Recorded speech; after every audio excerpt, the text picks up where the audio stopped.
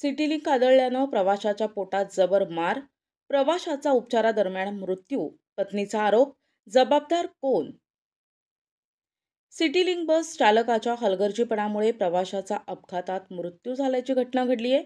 Nashik road सिटीलिंक बस भरधाव चालवीत बस खड्ड्यामध्ये आदळल्यानं पोटात जबर मार लागल्यानं एका प्रवाशाचा उपचारादरम्यान मृत्यू झाल्याची घटना नाशिक रोड भागात घडली असून बस चालकाविरुद्ध नाशिक रोड पोलीस ठाण्यात गुन्हा दाखल करण्यात आलाय.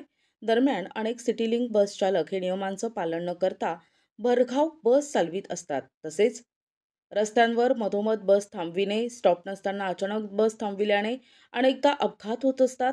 प्रशासनानं याची गांभीर्यानं दखल घेण्याची मागणी प्रवासी करू लागलेत.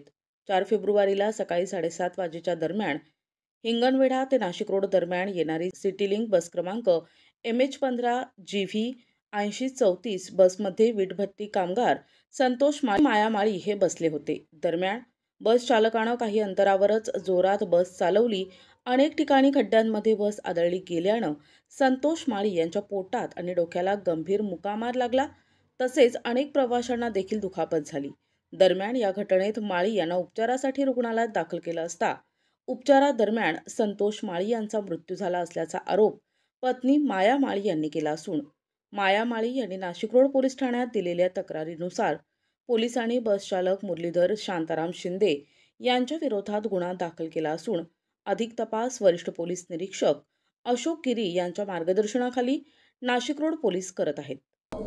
4 तारखेला सिटीलिंक बसमध्ये संतोष माळी व त्याची पत्नी हिंगणवेढा ते नाशिक रोडला येत असताना सिटीलिंकच्या जे चालकाने अत्यंत भरधाव वेगात व खड्ड्यामध्ये गाडी घालून त्या जो दोघंजण बसले होते नवरा बायको त्या आतमध्ये गाडीमध्ये उडून पडले आणि त्यामध्ये त्यांचे जे पती आहेत संतोष माळी यांना पोटाला मांडीला मोठ्या प्रमाणात मार लागल्याने काल 8 तारखेला ते उपचारादरम्यान मयत झालेले आहेत.